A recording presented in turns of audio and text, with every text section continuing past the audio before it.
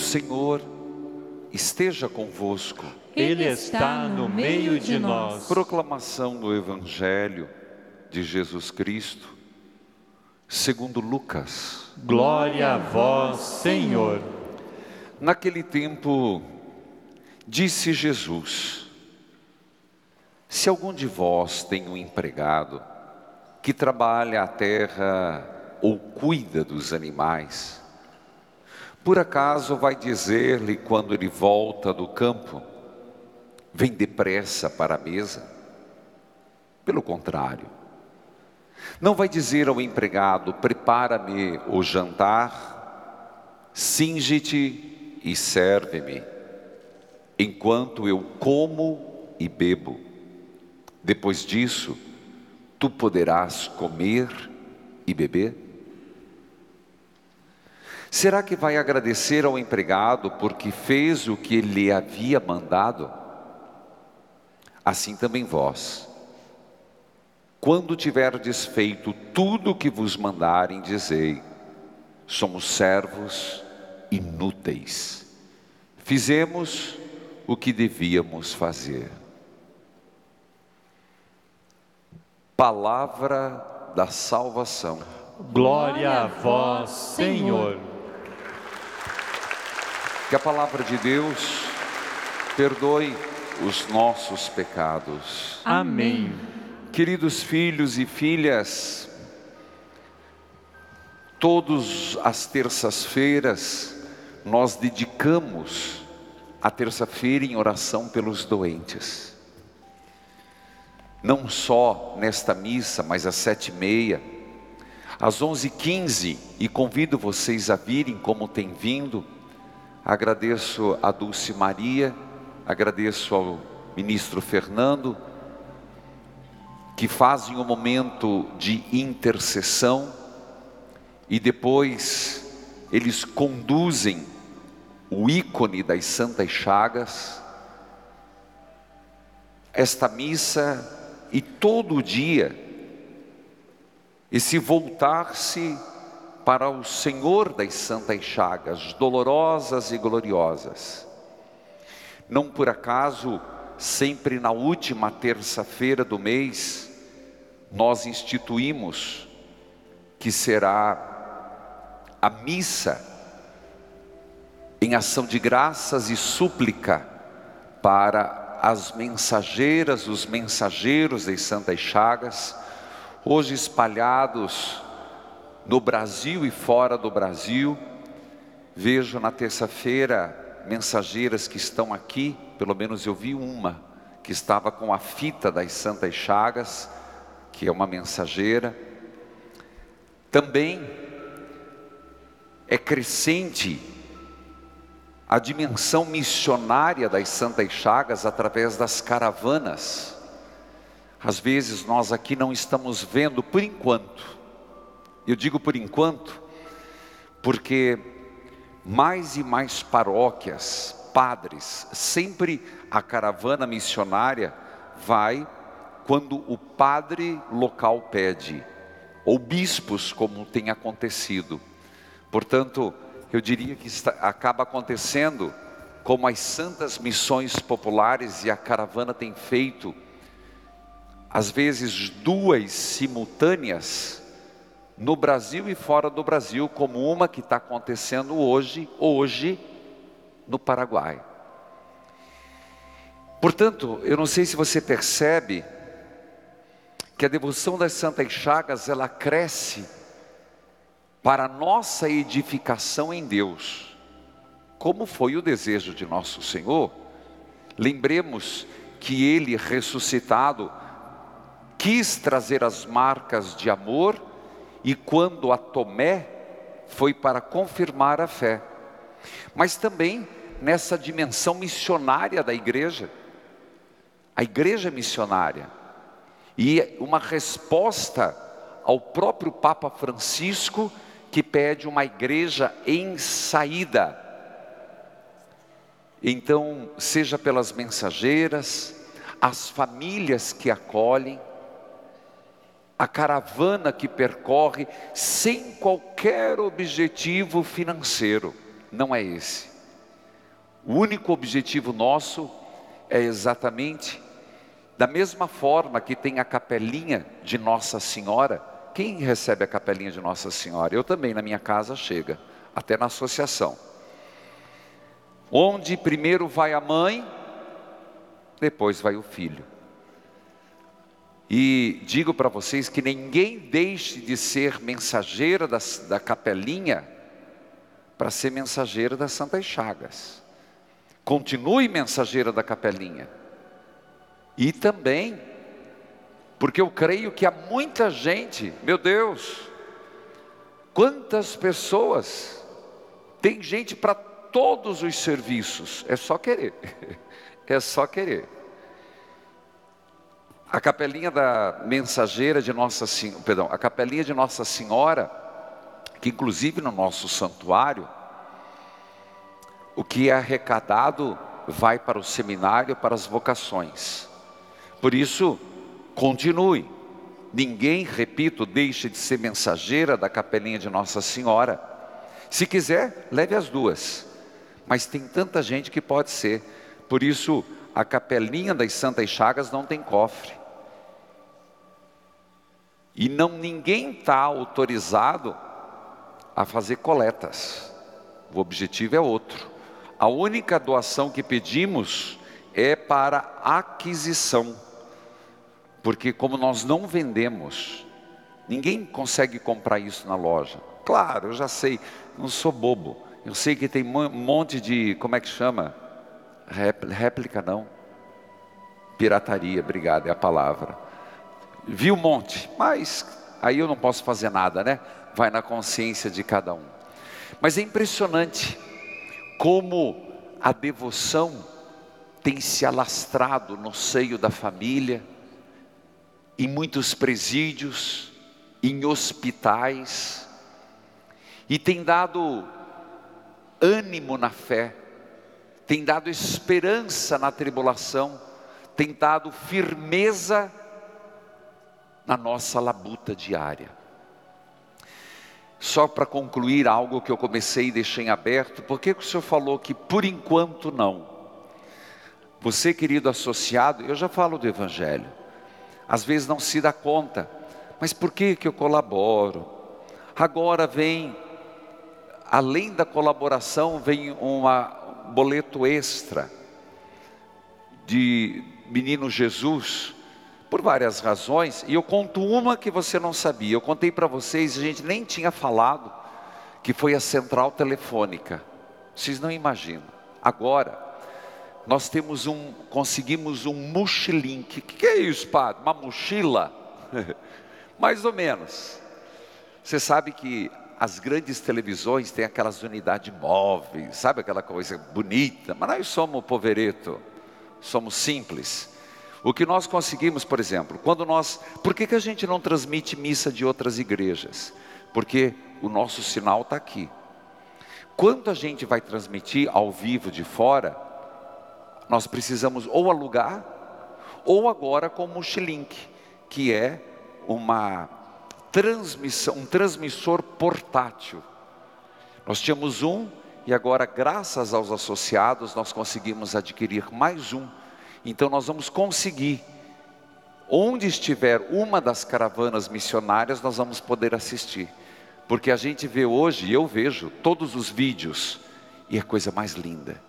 E que bom se a gente perceber como as pessoas, as paróquias, estão sendo beneficiadas com essa devoção. Muito obrigado a você, associado, que faz essa devoção, que faz a sua doação.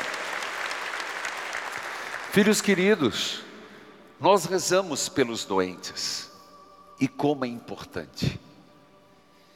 Como é importante nós rezarmos por aqueles, pelas famílias, porque não é só o doente, é a família, os cuidadores.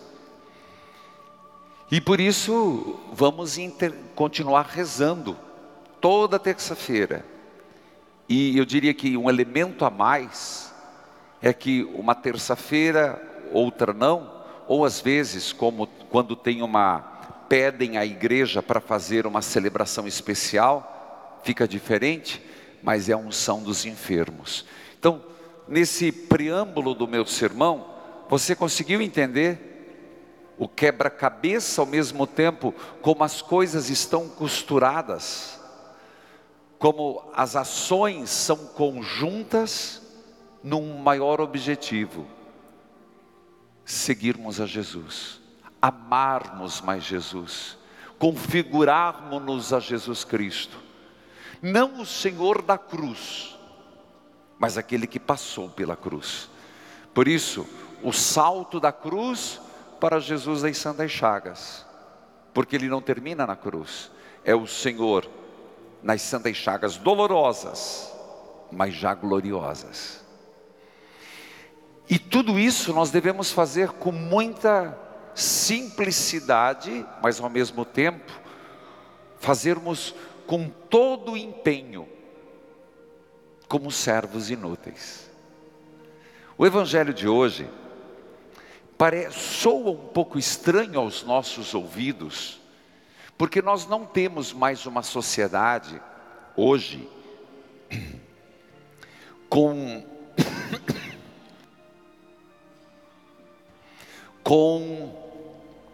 o sistema de escravidão. Graças a Deus, né, que não temos.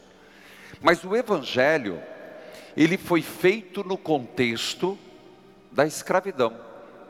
E na época, não era um problema. Você vai dizer, mas como? Esses dias eu escutei o que se diz historiador, mas como que Jesus não se preocupou? Gente, naquele tempo não era um problema, e Jesus não abordou todos os temas, abordou aqueles que eram pertinentes. Mas Jesus usa um exemplo onde a escravidão valia, e ele diz assim: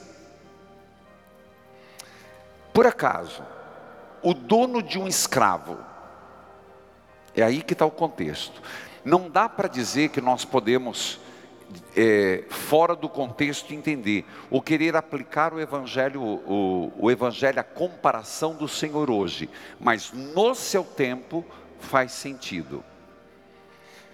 No caso da escravidão, por acaso, o dono de um escravo, o escravo trabalhou o dia inteiro, ou cuidou dos animais, ou da lavoura. Quando chega a noite, quando o escravo retorna para casa grande, vamos dizer assim, o dono do escravo vai dizer: olha, senta comigo para comer? Não, nem tinha essa noção. O dono do escravo vai dizer: ainda você tem que me fazer a comida, ainda você tem que me servir, ainda você tem isso para fazer, depois você come. Naquela época era cabível, hoje não mais. Mas nosso Senhor usa esse exemplo no nosso trabalho em relação a Deus. Então o que ele quer comparar? Ele quer comparar não que nós somos escravos de Deus, nós já somos filhos. Não que nós não temos os nossos direitos, não que Deus é um dono de escravo ou um patrão cruel. Não, nós já sabemos que Deus é misericórdia, o nosso Deus é Pai, o nosso Deus é bondoso, o nosso Deus nos ajuda a carregar a nossa cruz, o nosso Deus se preocupa conosco, o nosso Deus acolhe as nossas orações. Isso é a mais pura verdade revelada por Jesus. Mas do outro lado, que não nos coloquemos diante de Deus querendo apresentar o que fizemos para dizer: eu tenho direito, eu fiz tudo isso, Senhor. Como Jesus numa outra parábola diz: eu pago o dízimo, então eu tenho direito. Eu faço penitência, eu tenho direito. Eu faço isso, eu tenho direito. Porque a nossa oração, a nossa busca de Deus não pode ser meritória, querer apresentar os méritos e achar que os nossos méritos obrigam a Deus a fazer o que nós queremos. É isso que o Evangelho está dizendo. Que façamos tudo, façamos, nos empenhemos, tal qual um escravo, tal qual, parecido com, mas não porque somos escravos, por amor. E deixemos na conta de Deus, nos esforcemos. Quando uma mãe educa um filho, um pai trabalha laboriosamente, incansavelmente para pôr o sustento dentro de casa. Ele não fica pensando, ela não fica pensando quando acorda na madrugada, o que vai receber em troca? Pensa? Não. A alegria da mãe, o acordar de madrugada, para ir lá, cobrir o filho, ou o pai que também faz isso, não é esperando nada em troca, é para o bem-estar do filho, não é assim?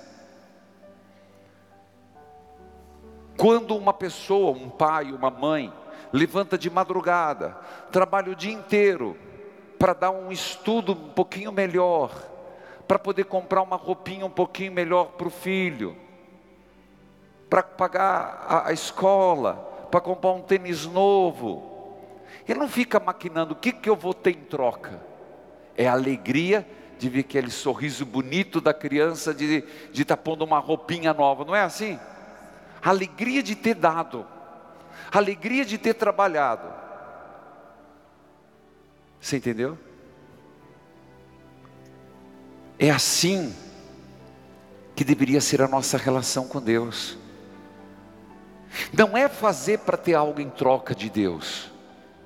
Não é evangelizar, rezar, falar de Deus, ser um missionário, porque eu quero ter direito de apresentar a Deus o quanto eu sofri por Ele. Deus, tenha piedade de mim que eu sofro tanto por Ti. Um pai não faz isso. E se faz é carente. Mãe que faz chantagem emocional é carência. Pai que faz chantagem emocional é carência. Não presta. Simplesmente fazer por amor a Deus. Aí está a diferença da santidade. Os santos, eles faziam tudo o que faziam. Até para nós a gente vai pensar que loucura. Eles diziam, para a maior glória de Deus. Essa é a frase. Mas Deus não precisa disso. Apenas porque eu amo. Porque o amor, e agora vamos de novo voltar ao exemplo prático. Uma pessoa quando está amando, quando está apaixonada, ela não mede esforços. Eu já dei vários exemplos. Então, se agirmos com amor em relação a Deus, a gente não fica medindo. A gente age simplesmente pelo espírito do amor, pela pulsão do amor. É isso que o Senhor está dizendo. Então, quando no final diz assim, e é forte, talvez você vai entender bem. Quando tiverdes feito tudo o que vos mandarem, dizeis, somos servos inúteis. Fizemos o que devíamos fazer. Entendeu? Chegar diante de Deus e não é dizer eu sou teu escravo inútil, mas é agir como? Agir como escravo agia sem pensar. Ele, na cabeça daquele escravo não tinha os seus direitos, não tinha sindicato de escravos. Volto a dizer, não interprete mal Jesus, no seu tempo era assim. Mas é que nós façamos o anúncio do Evangelho, façamos as orações, façamos a caridade, façamos o bem, façamos tudo movidos pelo amor. E dizer: Senhor, sou teu servo inútil, eu nada mais fiz do que eu devia fazer, te amar. E o que eu fiz é fruto do meu amor por ti, basta. Se nós entendêssemos isso, nós conseguiríamos uma liberdade interior. Essa liberdade que os fariseus não tinham, que os saduceus não tinham. E por isso eles não entendiam. Para eles era assim: eu faço tudo tão certo, então Deus não pode sujar comigo. Desculpa a palavra. Deus não pode fazer isso. Comigo não. Com aquele publicano, lembra de Jesus contando no templo? Aquele publicano, ele merece. Aquele pode descer o rei, o Senhor. Para mim não. A linguagem do amor é a linguagem gratuita. A linguagem do amor é liberdade. A linguagem do amor é uma troca, não de favores, mas, sinceramente, uma troca de vida, onde a gratuidade é o elemento preponderante. Portanto, é essa liberdade que devemos ter em relação a Deus. E se vier algum contratempo na vida, se vier um contratempo, lembremos da carta de Tiago, falando da doença, aqui agora, já que estamos numa terça-feira. Se vier um contratempo, um desemprego, se vier um contratempo, um vício, lembremos o que diz Tiago, capítulo 1. De Deus não vem a maldade. Atribua a Deus tudo que é bom, porque dos céus só vem bênçãos. E de onde vem o que é mal? Dos nossos desejos interiores e do inimigo. Isso resolve muito dos nossos problemas, principalmente a nossa comunhão com Deus. Amém.